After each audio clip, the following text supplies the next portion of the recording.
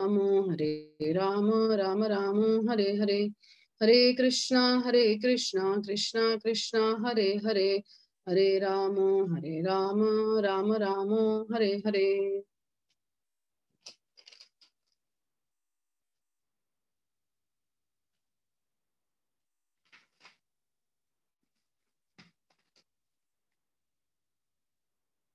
हरे कृष्णा.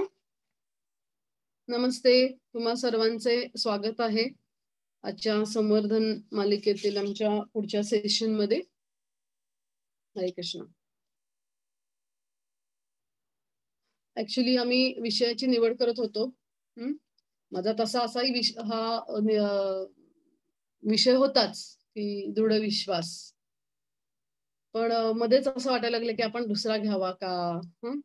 परंतु नंतर सध्या परिस्थिती आपण पाहतोय कोविडची, किती वाढतायत पेशंट्स, वाढतायत लोकांना. खूप खूप म्हणजे बिंग डॉक्टर असून सुद्धा आम्हाला थोडं असं वाटतं की खूप म्हणजे खूप काळजी घेतली पाहिजे.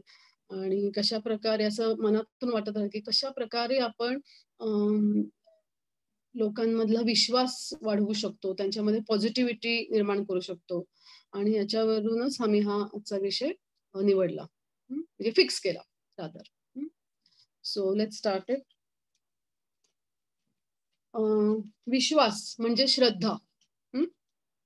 तर तसं पाहायला गेलं तर आपल्या जीवनाची सुरुवातच श्रद्धेतून होते. ओके. कशी होते बरं, की बाळ जेव्हा जन्मतं तेव्हा ते मातेचं, त्याच्या आईचं दूध पितं आणि श्रद्धेनेच ना.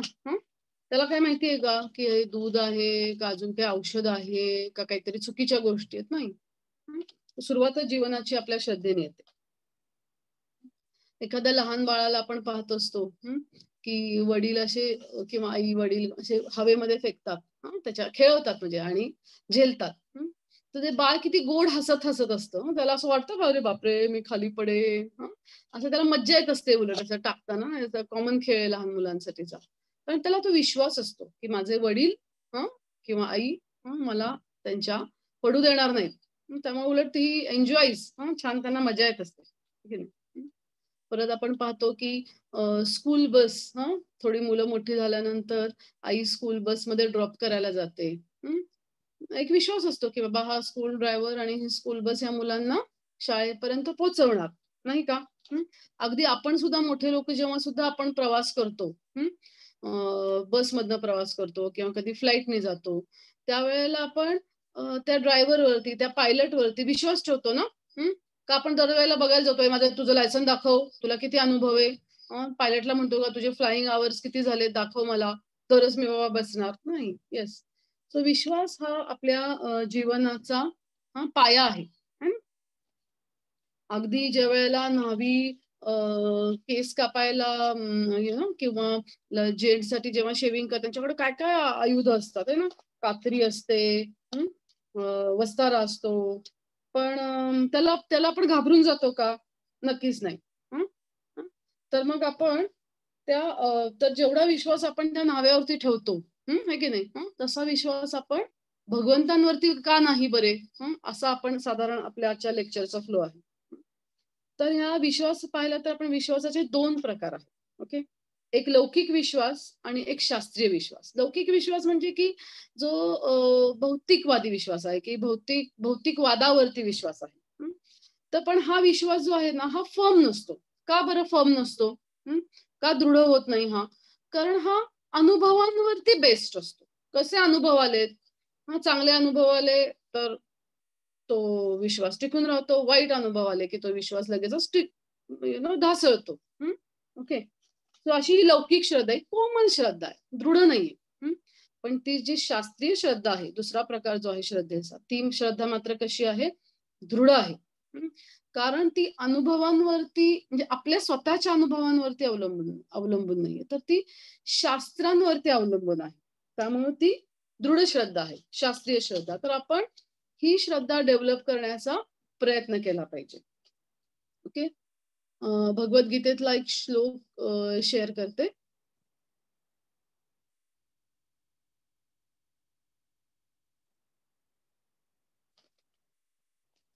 श्रद्धावान लभते ज्ञानम तत्परः संयमेन्द्रियः ज्ञानम लब्ध्वा परम शांतिम चिरेणम अधिगच्छति. भगवंत काय म्हणतात बघा, की जो श्रद्धावान मनुष्य दिव्य ज्ञानाची प्राप्ती करण्यासाठी समर्पित आहे, श्रद्धावान मनुष्य, ओके, आणि ज्याने आपली इंद्रिय संयमित केली आहेत, तो असे ज्ञान प्राप्त करण्यास पात्र आहे. म्हणजे श्रद्धावान मनुष्य ची हे काय होतं, की तो ज्ञान प्राप्त करण्यासाठी त्याला पात्रता येते. आणि असे ज्ञान प्राप्त झाल्यावर त्याला परम आध्यात्मिक शांती लवकरच प्राप्त होते.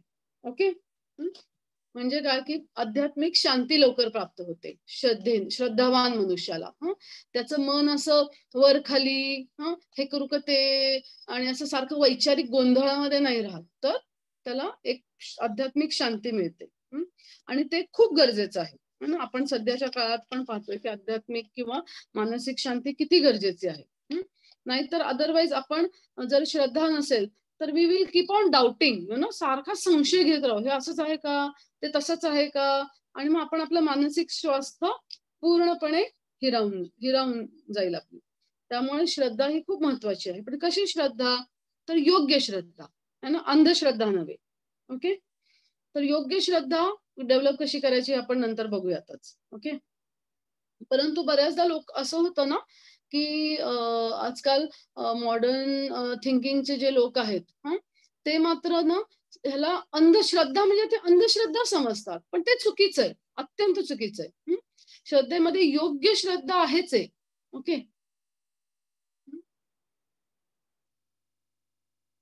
श्रद्धेमध्ये योग्य श्रद्धा आहेच आहे आणि ती महत्वाची आहे. कारण ही जी श्रद्धा आहे ती आपली सहनशक्ती वाढवते. योग्य श्रद्धा ती आपल्याला आशा देते, ती आपला आत्मविश्वास वाढवते. आपण आता इथून पुढे वेगवेगळ्या उदाहरणातून ते पाहूयातच. सगळ्यात महत्वाची गोष्ट काय माहिती, श्रद्धा ना ही आपल्याला सहजता देते, है ना. तुम्ही बघा की जर सपोज ती आई की जी त्या आपल्या बाळाला तुम्ही आई आहात, स्कूल बसमध्ये सोडायला गेल्यानंतर जर सपोज तुम्ही सारखी शंका घेत बसलात, तो गेला का, पोचला का, वाटेत काही झालं तर नसेल ना, आणि मग तो ड्रायव्हरला काही चक्कर तर आली नाही ना, माझं बाळ पोचेल, असं सारखे जर तुम्ही शंका, तर तुमची जीवनातली सहजताच निघून जाईल. सो श्रद्धा ही आपल्याला आशेबरोबर सहजता देखील देते. आणि खरं सांगू का, तर श्रद्धा ही ना युनिव्हर्सल आहे. ओके, श्रद्धा ही युनिव्हर्सल आहे, सगळीकडे श्रद्धा आहे. म्हणजे जे श्रद्धावान आहेत त्यांच्याकडे पण श्रद्धा आहे, आणि जे तर्कवादी आहेत की जे सारखं त्यांना लॉजिकल रिझनिंग वाले लोक जे आहेत त्यांना सारखी कारणं लागतात, सारखा तर्क लागतो, अरे शेवटी त्यांचा पण त्या तर्कवादावरती विश्वास आहेच आहे ना. असेही लोक आहेत, नास्तिक आहेत, देवाला बिलकुल मानत नाहीत, माझा विश्वासच नाही देवावरती, परंतु देवाच्या नसण्यावरती त्यांचा विश्वास आहे, तर ते सुद्धा या श्रद्धेमधून सुटू शकत नाहीत. ओके, सो श्रद्धा ही युनिव्हर्सल आहे, आस्तिक असो नास्तिक असो, श्रद्धा ही आहेच. ओके, म्हणजे श्रद्धा इज युनिव्हर्सल. ओके, श्रद्धा आपल्याला घडवते, ती आपलं व्यक्तिमत्व घडवते. खूप खूप हार्ड कोर मटेरियलिस्टिक किंवा जे अतिभौतिकवादी लोक असतात ते का बरं तसे बनलेत, कारण त्यांची श्रद्धा त्यांना तसं बनवते. कारण त्यांची फेथ जी आहे, त्यांची श्रद्धा जी आहे ही भौतिकवादावर आहे, त्यामुळे ते पण तसेच बनतात, त्यांची विचारसरणी तशी बनते. आता एक एखादा विद्यार्थी आहे, त्याला लहानपणी घरातून सांगितलं जातं की दारू पिणं ही खूप वाईट आहे बरं का, आणि दारू नाही पिली पाहिजे. सो ही त्याची मनात एक श्रद्धा निर्माण होते, येस दारू पिणं वाईट आहे. परंतु ती थोडी कोमल असेल, म्हणजे किंवा त्यामुळे हॉस्टेलला गेल्यानंतर मित्र काय त्याच्यात कूल यार, नथिंग, 1-2 पेग घ्यायला एवढं काही फार फरक पडत नाही, it's cool, let's be cool. मग अशा वेळेला त्याची श्रद्धा बदलते. सो श्रद्धा ही आपल्या संघाप्रमाणे बदलू शकते.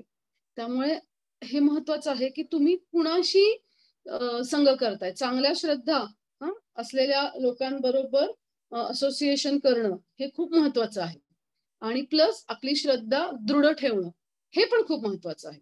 आणि आत्ताची जी सद्य परिस्थिती आहे, आम्ही तर अशा ठिकाणी राहतो ना, इकडे मागे पुढे सगळीकडे हॉस्पिटल्स आहेत, सारखा अँब्युलन्सचा आवाज येत असतो, सो ह्या क्रायसिस पिरियड मध्ये आपली श्रद्धा दृढ ठेवणे महत्वाचं आहे. आणि कुठल्याही कुणाच्याही कमी श्रद्धा असलेल्या व्यक्तीबरोबर असोसिएशन एकतर करायचंच नाही बेसिकली.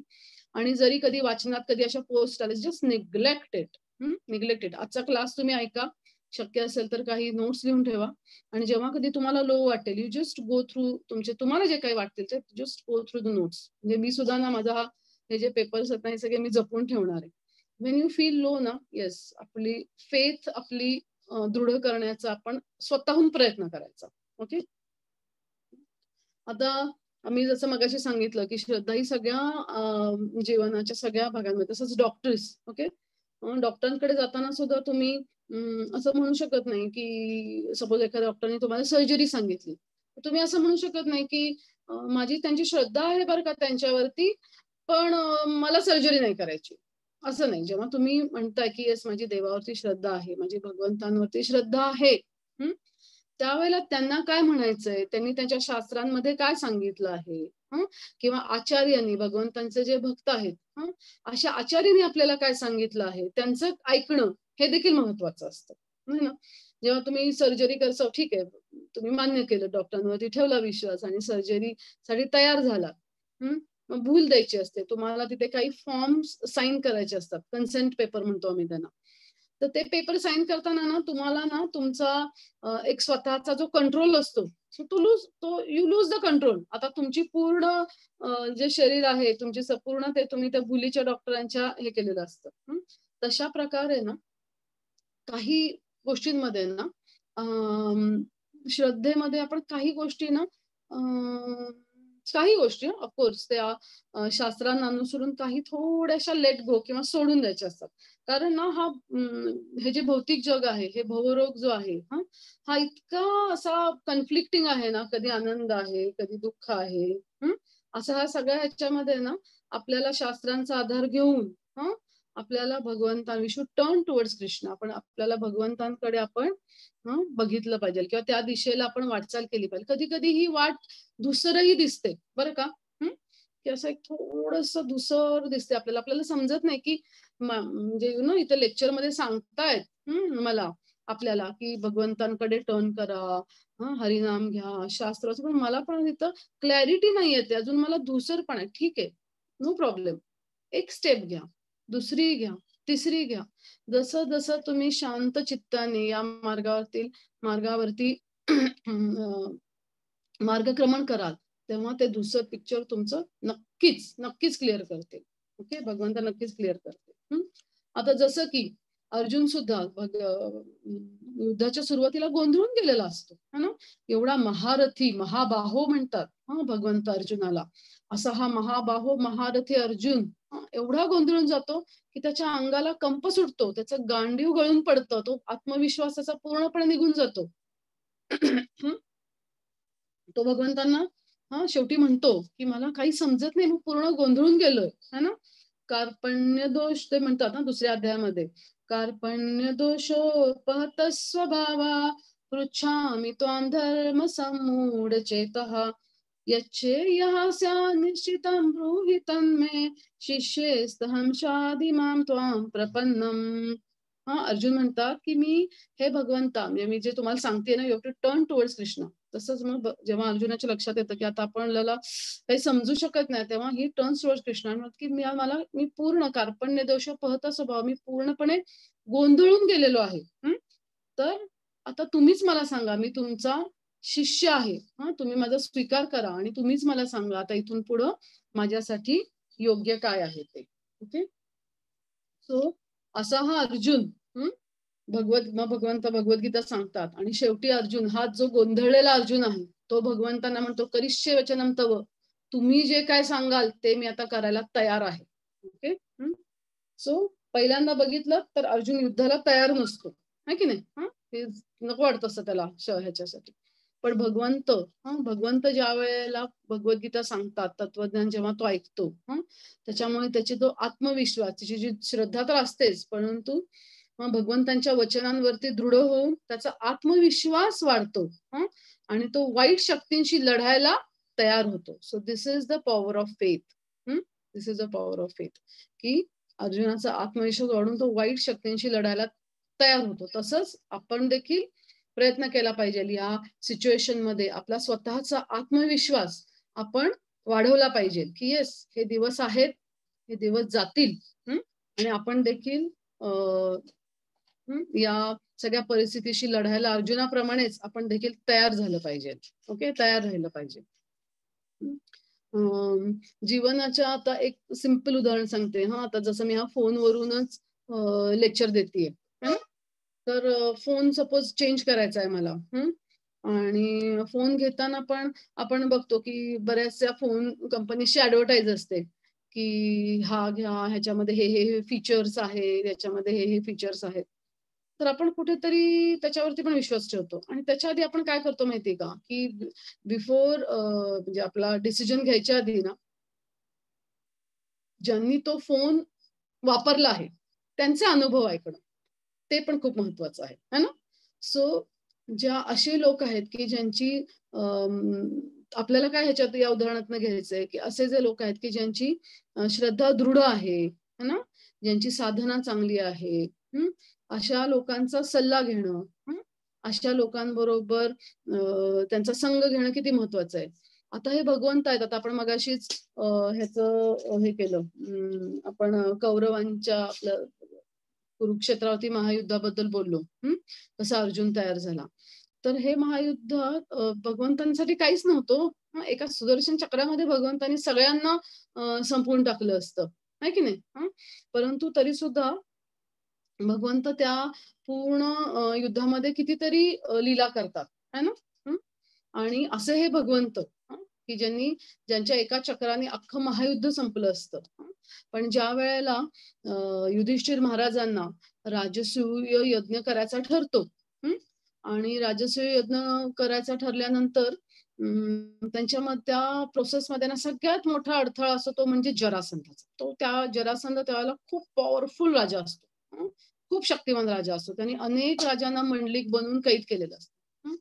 तर असा ज्या वेळेला प्रसंग उद्भवतो की आता काय करायचं, त्याला हे असे सर्व शक्तिशाली भगवंत देखील एक्झाम्पल सेट करण्यासाठी त्यांच्या एका भक्ताचा सल्ला घेतात. कोणाचा सल्ला घेतात? उद्धवाचा. ते उद्धव सांग बरं काय केलं पाहिजे मी या जरासंधासाठी. आणि मग उद्धव भगवंतांना, ऑफकोर्स भगवंतांचीच लीला आहे, उद्धव भगवंतांना अनेक गोष्टी सांगतात. जसं मी हा मगाशी फोनच्या मध्ये पॉइंट सांगितला की ज्यांनी वापरला आहे त्यांचा अनुभव, तसंच भगवंत स्वतःच्या उदाहरणातून सांगतायत की येस, भक्तांचा सल्ला घेणं किती गरजेचं आहे. मग उद्धव सांगतात की येस, जरासंधाला असं तुम्ही डायरेक्ट युद्धामध्ये हरवणं खूप अवघड आहे. तुम्ही ब्राह्मण म्हणून जा, तुम्ही त्याला दान मागा आणि मग त्याला युद्धाचं आवाहन करा. आणि म्हणतात की येस कृष्णा, तू अर्जुन आणि भीम तुम्ही तिघांनी गेलं पाहिजे, तू तिथं असणं खूप महत्वाचं आहे.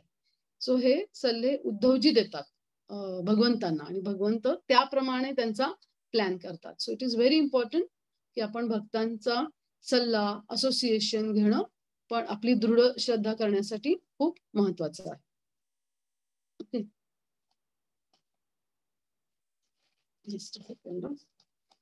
असे हे आपले जे पांडव आहेत, तर महाभारतामध्ये तर अनेक अनेक अनेक सगळ्या कथा आहेत आपल्याला की पांडवांचा किती दृढ विश्वास होता भगवंतांवरती, है ना. ज्या वेळेला दुर्योधन दुर्वास मुनींना पाठवतो की जावा त्यांच्याकडे, जेव्हा दुर्योधनाला माहिती असते की त्यांच्याकडे काहीच एवढ्या मोठ्या संख्येतल्या साधूंना देण्यासाठी काहीच नाहीये, तरी सुद्धा हा दुष्ट दुर्योधन त्यांच्याकडे पाठवतो. आणि मग तुम्हाला ती कथा माहितीच आहे. भगवंत धावा करते, हे कृष्ण हे गोविंदा, हे कृष्ण हे गोविंदा, आणि भगवंत येतात आणि म्हणतात बघू ग ते तुझं अक्षय पात्र. आणि त्या अक्षय पात्रामध्ये कुठेतरी तिने तो धुतलेलं असतं ते ऑलरेडी, पण किंचितसा एक थोडासा तांदळाचा कण भगवंत तोंडामध्ये त्यांच्या मुखकमलामध्ये येतात. आणि अर्जुनाला म्हणतात, अर्जुन नाही सॉरी भीमाला म्हणतात, भीमा जा रे, आता दुर्वास मुनींना त्यांना सगळ्यांना शिष्यांची आंघोळ झाली असेल, नदीवरून स्नान करायला गेले, त्यांना बोलवून आण प्रसादाला. आणि इथे गंमत बघा, इथे गंमत बघा, मी जे तुम्हाला सांगते पांडवांचा विश्वास. भीम पण जायला निघतात, खरं तर माहितीये की काहीच नाहीये आपल्याकडे एवढ्या मोठ्या साधूंना देण्यासाठी घरामध्ये काहीच नाहीये. पण भगवंतानी सांगितलंय ना, जा बोलवून आण. येस, ते बघतील है ना. आणि मग भीम पण मस्तपैकी त्यांना बोलवायला जातात आणि मग भीमाला बघायला येताना बघूनच दुर्वास मुनी आणि त्यांचे सगळे शिष्य तिकडूनच छूमंतर होतात. ओके. हा तर झाला थोडासा लाईट प्रसंग. परंतु द्रौपदी वस्त्रहरण हा खूप गंभीर प्रसंग आहे.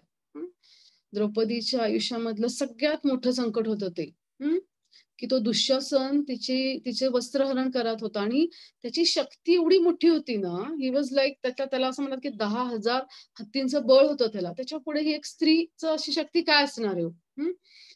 तर ती ती तिच्या पतिदेवांकडे पाहते, ते तिला मदत करू शकत नाही. द्रौपदी सर्व तिथल्या राजर्षींना पाहते, कुणीच मदत करू शकत नाही. स्वतःची थोडासा केविलवाणा प्रयत्न करते आणि जेव्हा तिच्या लक्षात येतं की येस, आता मला कुणीच मदत करू शकत नाही, देन ती हे गोविंदा, हे गोपाल करून जेव्हा भगवंतांना पुकारते आणि त्याच्यानंतर त्या 10,000 हत्तींचं बळ असणाऱ्या दुःशासनाला त्यांची वस्त्र हे करता करता घाम फुटतो है ना. बट कृष्णाला तर माहिती असतं ना, ही नोज हिज भगवंत सगळ्यांच्या हृदयामध्ये आहेत. मग ते पहिल्यांदाच का बरं नाही आले, फर्स्ट टाइमच का नाही आले. सो या उदाहरणातून आपण पाहू शकतो की तुमची श्रद्धा ज्या प्रमाणात आहे, तुम्ही ज्या दृढ श्रद्धेने किंवा त्या प्रमाणामध्ये भगवंत तुम्हाला तुमच्याशी रेसिप्रोकेट करतात है ना.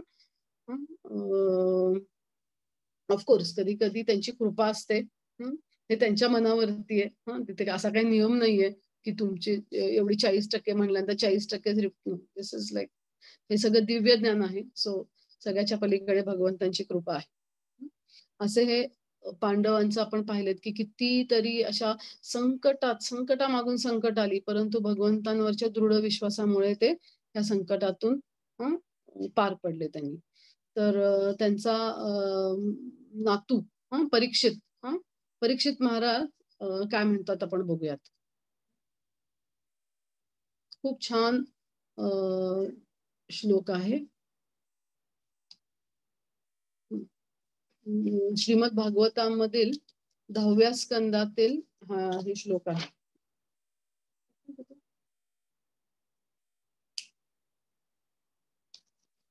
एकच मिनिट.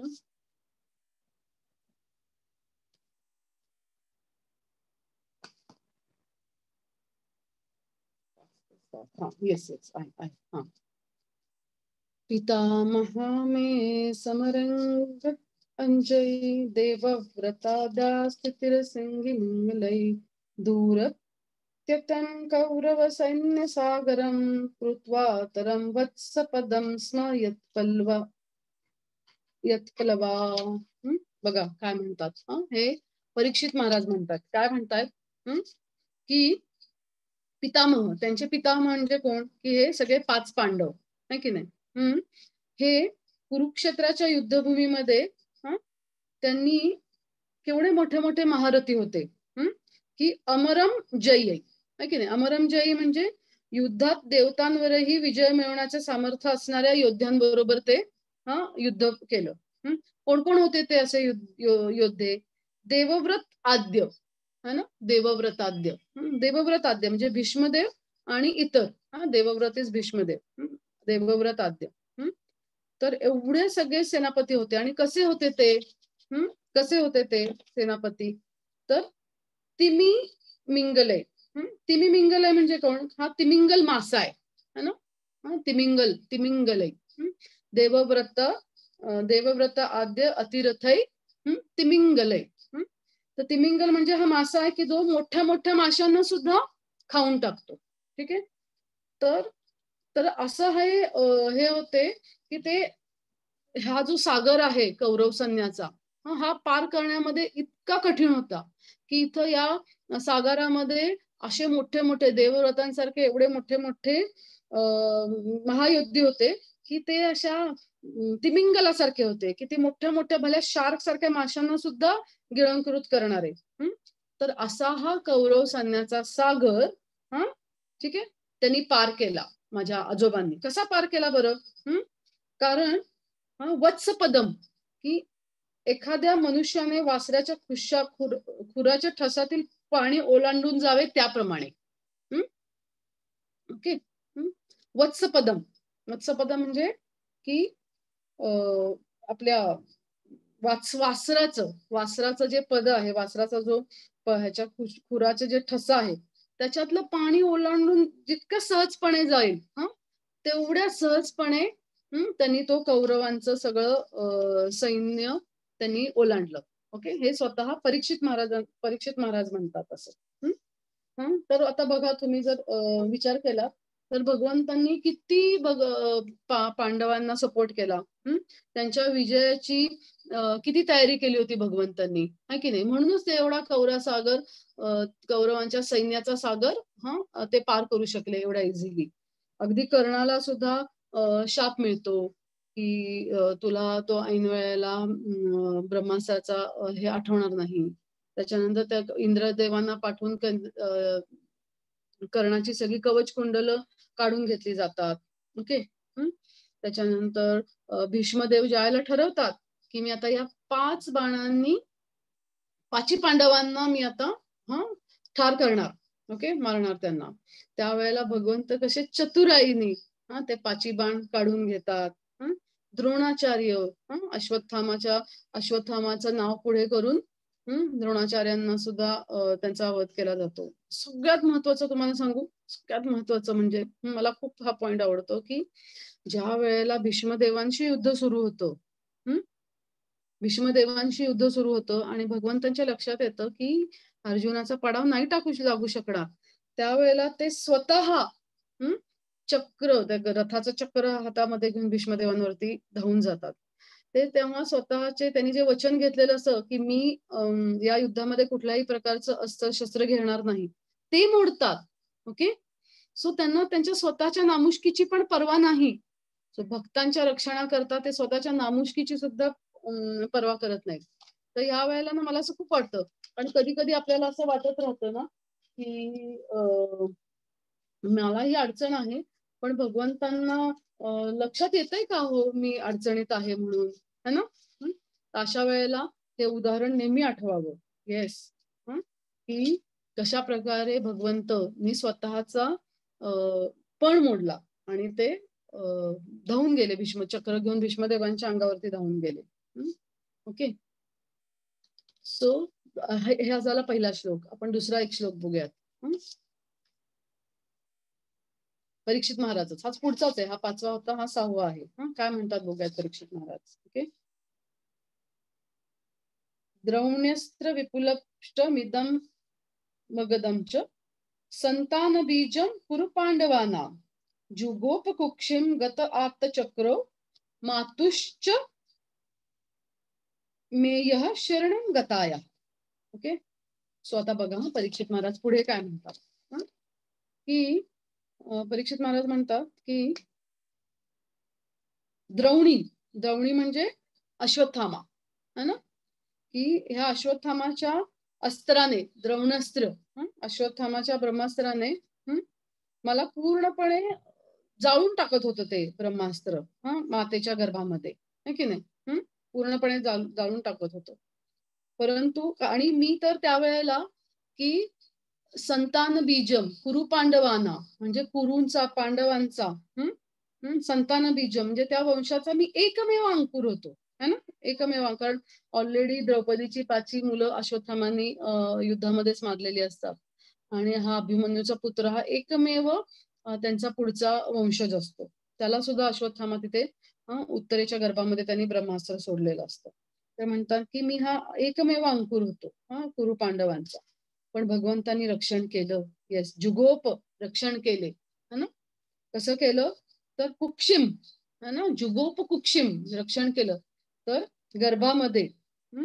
गर्भामध्ये हातीचक्र, अत्तचक्र म्हणजे हातीचक्र धरून त्यांनी माझा रक्षण केलं. ओके. तर असे होते ग्रेट पांडव आणि त्यांचा हा ग्रेट नातू परीक्षित महाराज, की त्यांची सुद्धा तेवढी श्रद्धा. बघा ना तुम्ही की ज्या वेळेला असे हे परीक्षित महाराजांना ज्या वेळेला कळतं की आता आपला 7 दिवसामध्ये मृत्यू होणार आहे, ते उगीच असं इट डझंट ग्रिबल की काय भगवंत असं तसं नाही. येस, हे ऍक्सेप्ट, ते जी काही परिस्थिती आहे ती ऍक्सेप्ट करतात आणि त्याला सामोरं जातात. म्हणूनच हे एवढं सुंदर श्रीमद भागवतम आज आपल्याला मिळालेलं आहे. अशा अनेक अनेक भक्तांच्या आयुष्यातील कथा आहेत.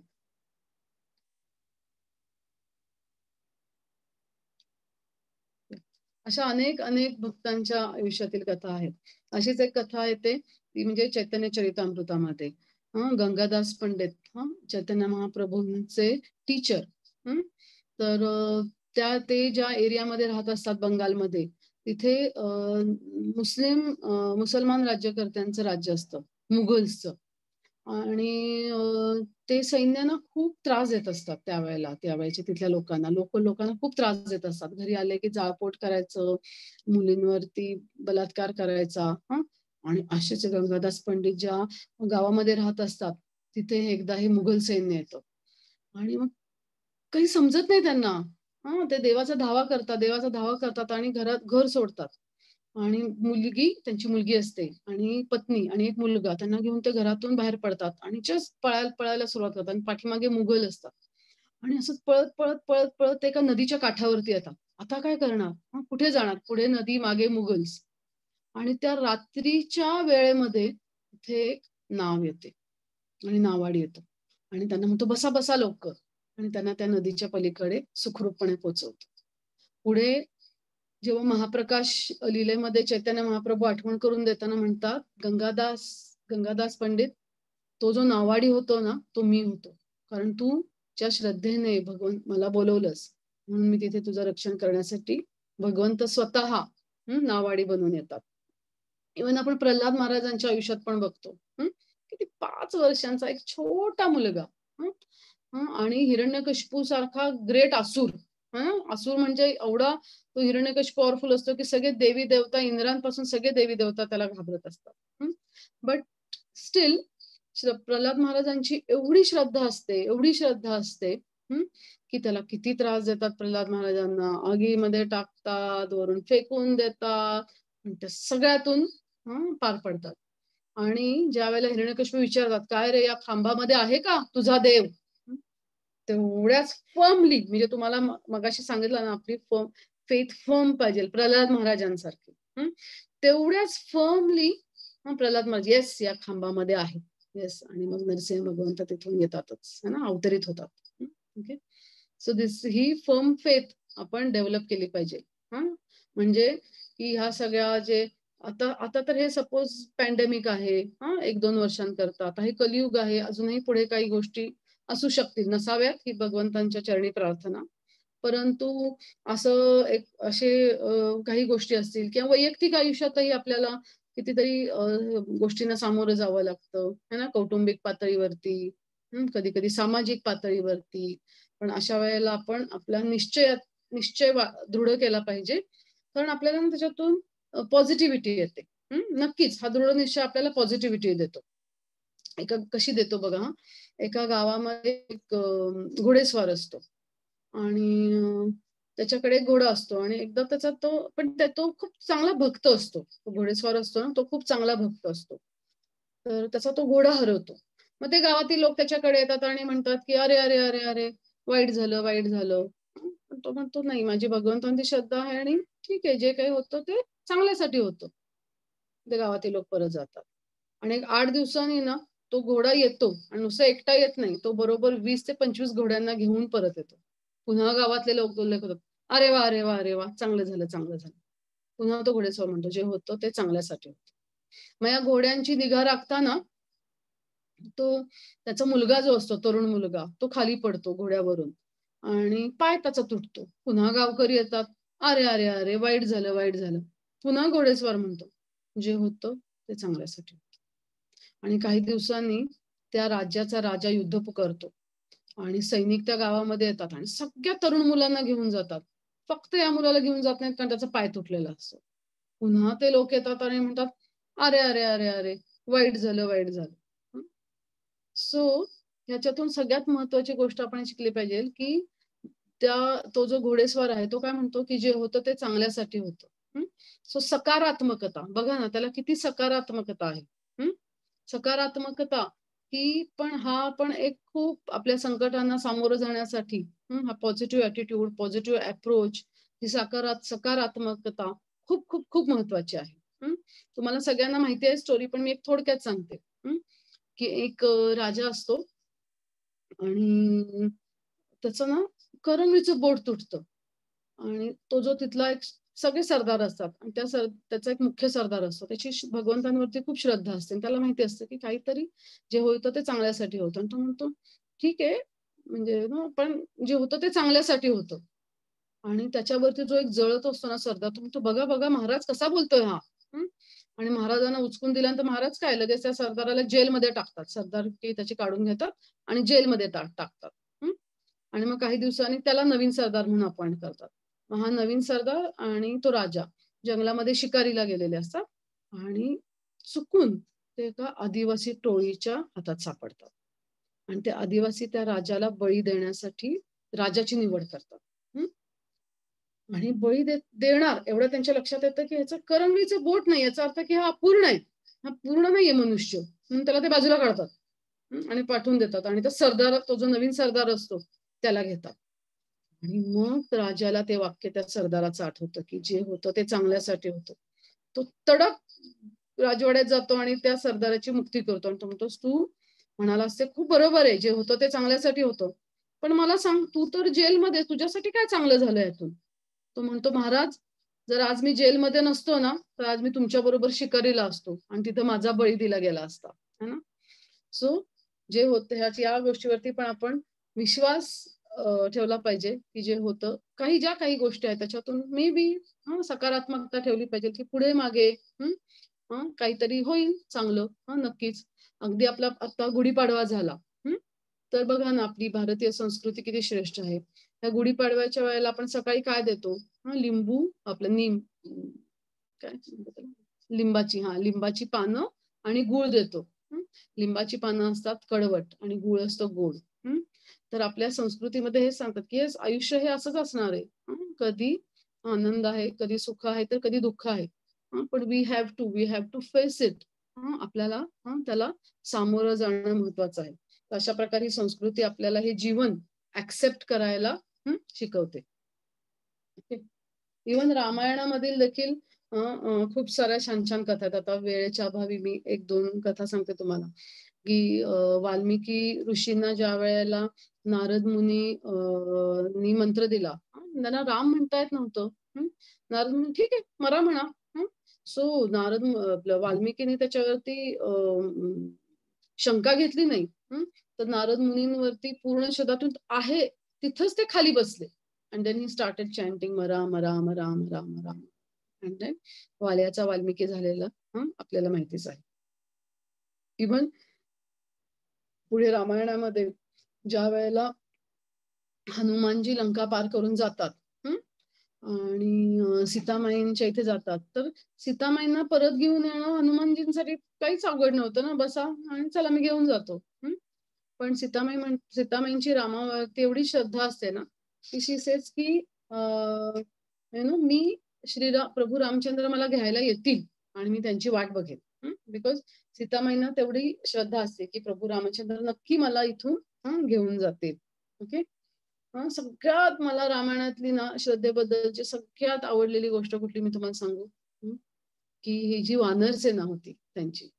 आता तुम्ही कल्पना करा, की हे सगळे वानर जे होते, वानर सेना, ते प्रभू रामचंद्रांच्या बाजूने लढायला तयार झाले. ठीक आहे, फाईन. परंतु त्यांना हे माहिती होतं, की आपण कुणाशी लढणार आहोत. हे सगळे रावणाची अ, सैन्य सगळं, की जे असुर आहेत एकतर त्यांना असं आकाशातून उडता येतं, वेगवेगळ्या प्रकारची माया, जादू वापरू शकतात. त्यांच्याकडे खूप आयुध आहेत आणि या वानरांना काय माहिती हो, फक्त झाड उपटायचं आणि मारायचं. ओके. बट त्यांची प्रभू रामचंद्रांवरती एवढी प्रगाढ श्रद्धा होती, येस, की हे रामचंद्र आहेत आणि यांच्या बाजूनी भले आपल्याला न काही एवढं आपण we may not be that good, पण आपल्याला नक्कीच प्रभू रामचंद्रांच्या बरोबर राहून नक्कीच विजय मिळेल आणि तेवढ्या त्या श्रद्धेने सगळे वानरसेना प्रभू रामचंद्रांच्या बाजूनी लढायला तयार होते. तर आपण मगापासून म्हणतोय की आपल्या आयुष्यामध्ये संकट येतात नाही का, मगाशी पण आपण पाहिलं की सुख येतात, दुःख येतात है ना. तर ह्याचं एक अजून उदाहरण होतं की अमेरिकेमध्ये ना एक भाग आहे की तिथे खूप हरिकेन वादळ येतं है ना. असे आणि त्या वादळापासून रक्षणासाठी तिथे स्टॉर्म शेल्टर्स बांधले जातात. असे खूप मोठे मोठे खूप दणकट दणकट असे हॉल्स असतात आणि नागरिकांना सांगितलं की जसं की वादळ सुरू झालं ना की तुम्ही इथे या स्टॉर्म शेल्टर्स मध्ये यायचं. ओके. आता अशी व्यक्ती तिथे आली सपोज की जिने हे कधी वादळ अनुभवलं नाहीये आणि त्यांनी जर त्या स्टॉर्म शेल्टरकडे पाहिलं तर तो काय म्हणेल, काय हे waste of time, waste of money है ना, आणि जागेची सगळंच तुम्ही वाया घालत आहे, काय एवढं मोठं मोठं बांधून ठेवलंय, कारण त्यांनी ते अनुभवलेलं नसतं ना. परंतु ज्यांनी ते वादळ अनुभवलंय त्यांना त्या स्टॉर्म शेल्टरचं महत्व माहिती असतं. ओके. सो ही श्रद्धा विकसित करण्यासाठी त्या वादळाची वाट नाही बघायची. आपण स्टॉर्म शेल्टर जसं बांधून ठेवतात तशा प्रकारे आपण आपली श्रद्धा विकसित करायची आणि त्याच्यासाठी आपला वेळ, आपली साधना, हरिनाम घेणं, शास्त्र वाचन करणं है ना, असं आपण ह्या रोपट्याला पाणी घालत राहायचं, म्हणजे जेणेकरून ती श्रद्धा अजून अजून अजून अजून अजून अजून दृढ होईल. आता तुम्ही म्हणाल की सारखं तुम्ही सांगताय श्रद्धा दृढ, श्रद्धा दृढ, काय हो ह्यानी. आता तुम्ही बघा की आपण ना एक दृढ श्रद्धेचे लोकांना तसे निश्चिंत असतात. असं सारखं डोक्यावरती टेन्शनचा बोजा नसतो. म्हणजे of course we have to face the challenges जे लाईफ मधले आहेत ते, परंतु सारखं चिंताक्रांत होऊन बसत नाहीत. Because within their mind they know yes भगवंत आहेत आणि भगवंत ह्याच्यातून नक्कीच आपल्याला मदत करतील किंवा जे काय होईल त्याच्यातून आता मे बी थोडासा लॉस वाटेल पण पुढे जाऊन काहीतरी आहेत भगवंतांचे प्लॅन्स माझ्यासाठी. जसं की युद्धामध्ये ज्याला भीष्म प्रतिज्ञा घेतात की मी अर्जुनाला उद्या संपवणारच, ओके, काही येऊ देत. तर हे ऐकल्यानंतर ना भगवंत थोडेसे डिस्टर्ब होतात. त्यांना झोप लागत नाही रात्री. ओके. आणि त्या अर्जुनाच्या टेंटमध्ये जातात बघायला, अर्जुनाशी चर्चा करायला. बघतात तर अर्जुन मस्तपैकी घोरत असतो. अरे तुला चिंता नाही वाटत, भीष्मांनी प्रतिज्ञा घेतली एवढी. सो अर्जुन म्हणतात की तुम्ही आहात ना, सो तुम्ही आहात तर मला कशाची भीती. सो एवढी निश्चिंतता ह्या श्रद्धेतून, एवढी निश्चिंतता येते. अगदी जयद्रथला सुद्धा ज्या वेळेला अभिमन्यूचा वध होतो आणि जयद्रथला मारायचं असतं, ज्या वेळेला ते वचन घेतो अर्जुन की मी उद्या सूर्यास्ताच्या आधी जयद्रथाला मारेन, त्यावेळेला सुद्धा अशीच परिस्थिती असते की कृष्ण जागे असतात इन प्लॅनिंग आणि अर्जुन शांतपणे झोपून जातो. ओके. पण याचा अर्थ असा नाही की अर्जुन ह्या श्रद्धेमुळे लॅक्स कधीच नाही. तो दिवसभर तेवढ्याच फिअर्सली तो युद्ध करायचा. फक्त ही न्यू की येस भगवंत माझ्या बरोबर आहेत, सो विजय आमचाच होणार आहे. आणि सो ती घरी परत युद्धानंतर परत आल्यानंतर ती निश्चिंत ह्यानी तो निश्चिंती असायची ती. ओके. आता काही जण म्हणाल की माताजी तुम्ही ना हे सगळे महाभारत आणि तुम्ही सगळे उदाहरणं सांगितलीत, पण आताच्या काळातलं काय. तर आत्ता अगदी रिसेंटली घडलेली घटना सांगते की अटलांटिकच्या ह्याच्यामध्ये ना एक जहाज चाललेलं असतं आणि पोचणारच असतात ते जस्ट किनाऱ्यावरती, आणि काही मैल अलीकडे ना त्यांचं ते जहाज उलट होत. आणि ते उलट होताना ना काय होतं, खाली जाऊन ते असं बुडतं आणि उलटी मारतात ते. आणि पहाटेची वेळ असते. ओके. आणि त्यामुळे सगळे झोपलेले असतात, बेसावध असतात. एकच व्यक्ती फक्त उठलेला असतो, तो पण टॉयलेटला जाण्यासाठी बाहेर पडलेला असतो. आणि हे उलट होताना ना तो एक एअर बबल फॉर्म होतो आणि बरोबर तो व्यक्ती त्या एअर बबल मध्ये तो अडकतो म्हणा किंवा व्हॉट एव्हर. पण तो त्या काळापुरता तो वाचतो तेव्हा. आणि मग त्याच्या लक्षात येतं काय झालंय ते. आणि सगळीकडे पूर्ण ना खाली समुद्राच्या खाली पूर्ण अंधार, तो थंडावा. त्याला असं वाटतं हे काय मी किती दिवस इथं असा जगू शकणार आहे. बट स्टील त्याच्यावरती ना लहानपणीचे संस्कार झाले असतात. तो जस्ट भगवंतांना प्रे करत असतो. Yes pray, I am praying to the lord hard, praying to the lord hard. आणि काही दिवसांनी काय होतं, एक 2-3 दिवसांनी तिथे एक जहाज येतं परीक्षणा करायला आणि त्याला लोकांचा आवाज ऐकू येतो. त्याला खूप आनंद होतो. हां, चला, चला, चला आता काहीतरी म्हणजे. पण अनफॉर्च्युनेटली ना, त्यांच्या लक्षातच येत नाही की तो तिथे आहे म्हणून आणि ते निघून जातात. मग मात्र त्याची आशा अशी संपुष्टात यायला लागते. पण स्टिल तो प्रार्थना करत असतो, प्रार्थना करत असतो. आणि मग 1-2 दिवसांनी ना पाणबुडे असतात ना, ते तिथे येतात आणि तो हात हलवतो. पण हे पाणबुड्यांना ना भीती वाटते. कारण एवढ्या 4-5 दिवसानंतर समुद्रात तळाशी जिवंत कोणी असणं हे म्हणजे like it is highly impossible. त्यांना असं घाबरतात ते, की हे काय हलतंय बाबा. हं. पण धाडसाने पुढे जातात आणि हा व्यक्ती तिथे असतो आणि ते त्याला बाहेर काढतात. आणि बाहेर काढल्यानंतर जेव्हा त्याचा इंटरव्ह्यू घेतला जातो तो बरा झाल्यानंतर, त्यावेळेला तो सांगतो, की लहानपणी माझ्या आजीने मला सांगितलं, की संकटाच्या वेळेला भगवंतांवरती श्रद्धा ठेवून तुम्ही त्यांचा धावा केला पाहिजे. आणि मी आज माझ्या हे तो आजीप्रती खूप थँकफुल असतो, की येस आज आजीने दिलेल्या शिकवणीमुळे आणि त्या भगवंतांच्या श्रद्धेमुळेच मी आज एवढ्या ह्याच्यामध्ये वाचू शकतो. जस्ट इमॅजिन की त्या सागराच्या तळाशी 4-5 दिवस राहिलेला मनुष्य जिवंत राहणं चेष्टा नाही. इट्स लाइक म्हणजे आपल्या विचार आणि तर्काच्या देखील सगळं पलीकडचं आहे. अशीच अलीकडची एक गोष्ट आहे अजून, की फिजीला ना आपलं एक मंदिर आहे इस्कॉनचं. आणि तिथे खूप काळ पाऊसच नसतो, दुष्काळ पडलेला असतो. आणि सगळे लोक म्हणतात ना, की तुम्ही म्हणता ना, की तुमची श्रद्धा आहे, मग पाऊस का नाही पडत आहे? तुम्ही करा ना भगवंतांना प्रार्थना. ते पण ते म्हणतात, "येस, येस, येस, आम्ही करतो कीर्तन." आणि बघूयात. तर त्यांना मनातून थोडीशी वाटत असतं बरं का, की कारण ही खूप मोठी गोष्ट आहे ना. पण ते प्रभुपाद म्हणतात, येस, प्रभुपादांच्या वचनावरती, हरिनामावरती विश्वास ठेवून ते कीर्तन करतात आणि खरंच तिथे पाऊस पडतो आणि पेपरमध्ये बातमी येते.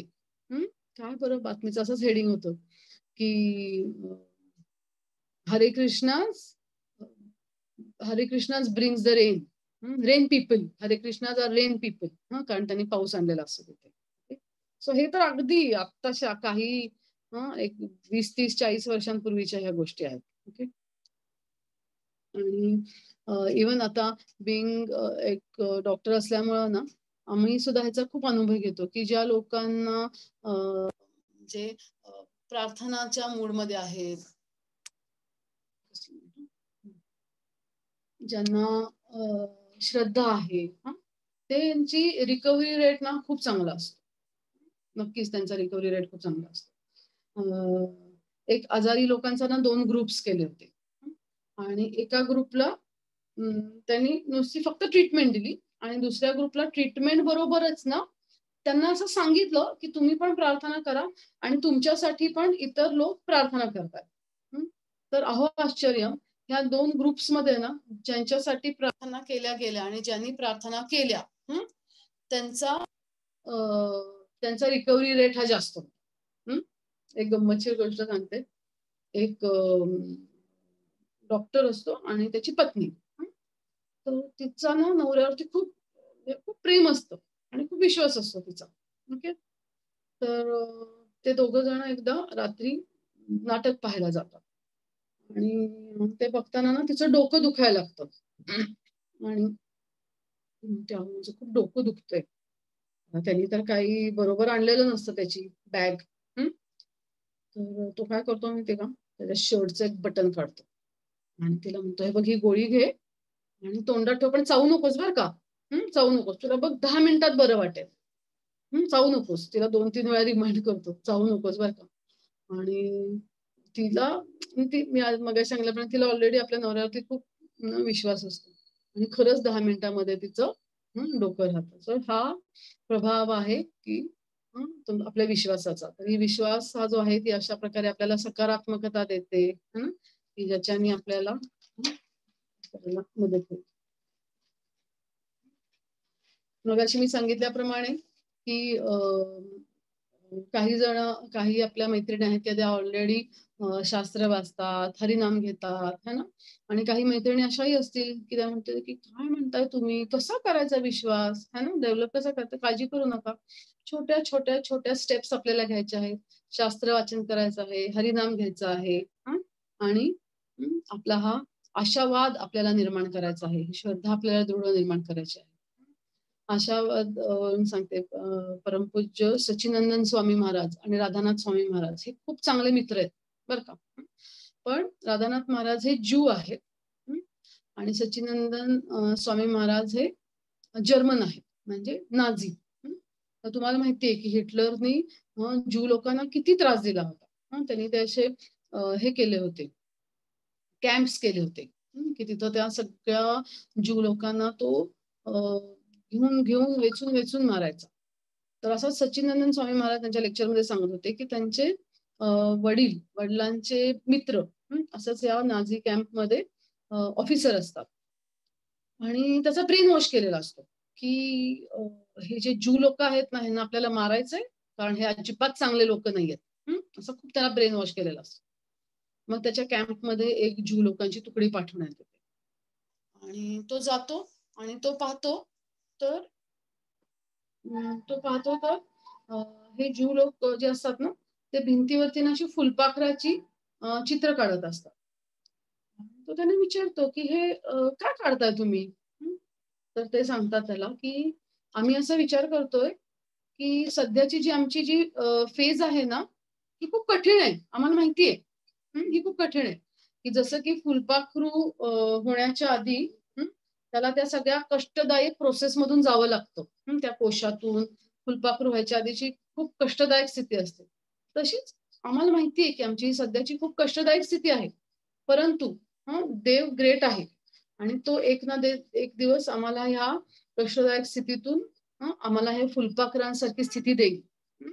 भले या जन्मात जरी आम्ही नाही आलो तरी सुद्धा तो आम्हाला पुढच्या जन्मामध्ये तो आम्हाला अशी फुलपाखरांसारखं तो आम्हाला आनंदी देईल.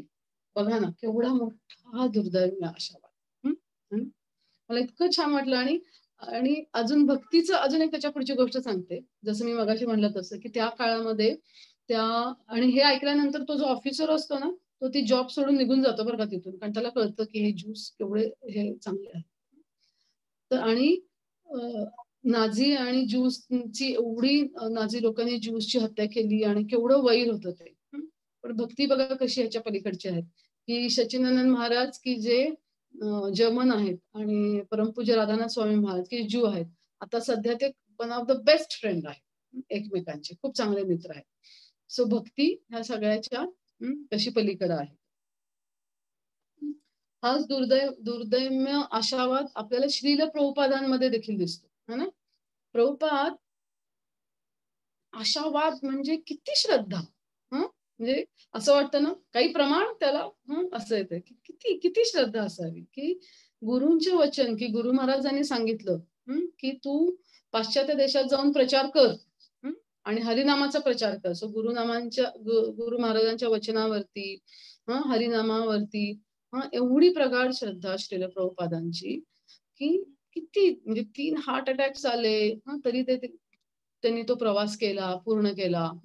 आणि तिथे जाऊन एका फक्त झाडाखाली, फक्त असं पण नाही की खूप मोठा बँड बाजा आहे, काय नाही, सिंपल करताल बस आणि सिंपल ट्यून, अशी काय खूप मोठी रागदारी पण नाही. सिंपल ट्यून मध्ये त्यांनी कीर्तन केलं. बरोबर केवळ 40 रुपये घेऊन गेलेले आपले श्रील प्रभुपाद आज जगामध्ये ऑलमोस्ट सगळ्या देशांमधल्या सगळ्या महत्वाच्या शहरांमध्ये इस्कॉनचे मंदिर आहे. म्हणजे 40 रुपये कुठं आणि आज मोजदाद न करता येण्यासारखी एवढी प्रॉपर्टी आहे किंवा एवढी सगळा प्रचार झालेला आहे. केवळ ह्याचं सगळ्याच मूळ स्रोत आहे ते म्हणजे श्रील प्रभुपादांची आपल्या गुरूंच्या वचनाप्रती आणि हरिनामावरती असलेली प्रगाढ श्रद्धा. तर आपण सुद्धा प्रयत्न केला पाहिजे, मी सांगितलं तसं की कारण हे श्रद्धा आता आपण एवढं पाहिलं की श्रद्धा आपल्याला असं करत असेल तर आपण पण प्रयत्न केला पाहिजे की ही श्रद्धा आपण कारण हे बटन नाहीये की आज लेक्चर ऐकलं आणि चला बटन दाबलं की श्रद्धा सुरू, तसं नाहीये. So we have to develop this faith step by step. छोटी छोटी पावलं घेऊन आपल्याला ही श्रद्धा विकसित करायची आहे. आणि त्याचबरोबर ना आपल्याला बॅलन्स पण ठेवायचा आहे. असं नाही की माझी श्रद्धा आहे म्हणून मग मी आता आज आपण श्रद्धेवरती ऐकलंय या सो मी निष्काळजीपणे मी कसं आहे, मी मास्क लावणार नाही, मग मी हात धुणार नाही, काय भगवंत आहेत ना वाच, तसं नाही. आपली भगवंतांवरची श्रद्धा ही आपण भगवंतांना त्रास देण्यासाठी किंवा त्यांचं बर्डन आपण नक्कीच वाढवायचं नसतं, है ना. आपण आपली काळजी किंवा आपण आपली, जसं की अर्जुनांनी पूर्ण झोकून देऊन युद्ध केलं, तसंच हे आताच्या कोविड सिच्युएशन मध्ये सुद्धा आपण आपली काळजी व्यवस्थित घ्यायचीच आहे. त्या माणसासारखं नको की जसं तो एक माणूस असतो आणि पूर येतो, मग तो पहिल्या मजल्यावरनं दुसऱ्यावर जातो, मग हळूहळू टेरेसवरती जातो. मग तिथे रेस्क्यू करणारे ऑफिसर्स येतात, ते म्हणतात अहो चला चला चला, म्हणतात नाही नाही नाही, मला भगवंत वाचवणार आहेत. नंतर शेवटी हेलिकॉप्टर येतं, ते म्हणतात अरे चल चल चल, नाही नाही नाही, मला भगवंत वाचव. सो दिस इज मॅडनेस, हा मूर्खपणा आहे. श्रद्धा, मॅच्युअर श्रद्धा कशी असावी, तर आपण आपल्या बाजूनी पूर्णपणे प्रयत्न केलेले असावेत अँड देन भगवंतांवरती विश्वास ठेवा की भगवंत नक्कीच माझं रक्षण करतील, भगवंत नक्कीच जे काही चांगलं आहे ते माझ्यासाठी करतील. दिस इज ही मॅच्युअर श्रद्धा झाली. तर ही श्रद्धा, मी सारखं सांगते, आय एम सो सॉरी, पण ही श्रद्धा खरंच खूप महत्वाची आहे. आता अशामध्ये रोज पेपर्स मध्ये बातम्या येत आहेत की इकडे बेड शिल्लक नाहीये, व्हेंटिलेटर्स नाहीये, ऑक्सिजन नाहीये, कोणाचं कोण, आम्हाला तर बापरे रोज रोज रोज फोन चालू आहेत. तर ह्या सगळ्या निगेटिव्ह सिच्युएशन मध्ये काही दिवसातला काही वेळ काढून आपण ही श्रद्धा विकसित करण्याचा, हा विश्वास आणि या विश्वासातून आशेकडे जाण्याचा आपण प्रयत्न केला पाहिजे. आपले हे क्लासेस ऐकले पाहिजेत, शास्त्र वाचन केलं पाहिजे.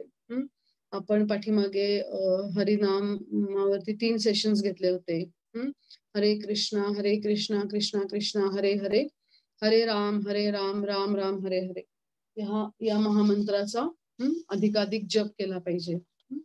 तर एक जस्ट छोटीशी थँक्यू, जस्ट छोटीशी रिव्हिजन करूयात. आपण सुरुवातीला पाहिलं की आपण जीवनाची सुरुवात श्रद्धेतून करतो आणि उदाहरणं पाहिली डे टू डे लाईफ मधली. आणि श्रद्धा ही युनिव्हर्सल आहे. त्याच्यामुळे नास्तिकही या नास्तिकांची सुद्धा श्रद्धा आहे देव नसण्यावरती. ओके, आणि तर्कवाद्यांची पण श्रद्धा आहे तर्कवाद्यावरती. अशी श्रद्धा आपली सहनशक्ती वाढवते, जशी की पांडवांची सहनशक्ती वाढते. ही श्रद्धा आपल्याला सहजता देते है ना आयुष्यामध्ये. जसं की मी मगाशी सांगितलं की स्कूल बसमध्ये मुलाला सोडायला जाणारी आई, ती सारखी चिंताक्रांत बसते, तर कसं व्हायचं, तिचा रोजचा दिवस कसा जाणार. ही श्रद्धा आपल्याला आशा देते, की नाही, आशा देते. आपण पाहिलं ह्या ज्यूसच्या आताच्या उदाहरणातनं की त्यांना किती आशावाद होता. तो ही श्रद्धा आपल्याला आशावाद, पॉझिटिव्हिटी निर्माण करते. ही श्रद्धा आपल्याला घडवते, म्हणून तर आपण चांगली श्रद्धा असणाऱ्या लोकांबरोबर आपण असोसिएट केलं पाहिजे. आणि ह्या श्रद्धेत आपण पाहिलं की भगवद्गीतेमध्ये देखील अर्जुन सुरुवातीला पूर्णपणे गोंधळून गेलेला असतो, कर्पण्य दोषोपहत स्वभावा, परंतु जेव्हा तो श्रद्धेने पूर्णपणे भगवद्गीता ऐकतो, त्यावेळेला ऍट द एंड तो म्हणतो की करिष्य वचनम तव, भगवंता तू जसं सांगशील तसं मी करणार, कारण मला माहितीये की माझं रक्षण तू करणार आहेस. त्याच्यामुळे त्याचा आत्मविश्वास एवढा वाढतो की तो पूर्ण एवढा महारथीनं सुद्धा तो युद्धामध्ये हरवू शकतो. आपण पाहिलं की याच युद्धामध्ये भगवंत अर्जुनाचं रक्षण करण्यासाठी कसं स्वतःचं वचन मोडायला देखील तयार होतात भक्ताच्या रक्षणासाठी. ओके, सो अशा प्रकारे आपण श्रद्धा विकसित केली पाहिजे. कशी, तर भक्तांचा त्याच्यासाठी संघ घेतला पाहिजे. ज्याप्रमाणे भगवंतांनी उद्धवाचा सल्ला घेतला, तशा प्रकारेच आपण भगवंतांच्या शुद्ध आणि प्रामाणिक भक्तांकडून आपल्या आयुष्यामध्ये ही श्रद्धा विकसित करण्यासाठी त्यांचे सल्ला घेतला पाहिजे. ओके, सो अशा प्रकारे ही आजच्या ह्या निगेटिव्ह सिच्युएशन मध्ये आपण आपली श्रद्धा विकसित करून त्याच्यातून सकारात्मकता वाढवण्याचा नक्कीच प्रयत्न करूयात. ओके, हरे कृष्ण. कोणाचे काही प्रश्न असतील तर आपण घेऊयात. मी थोडस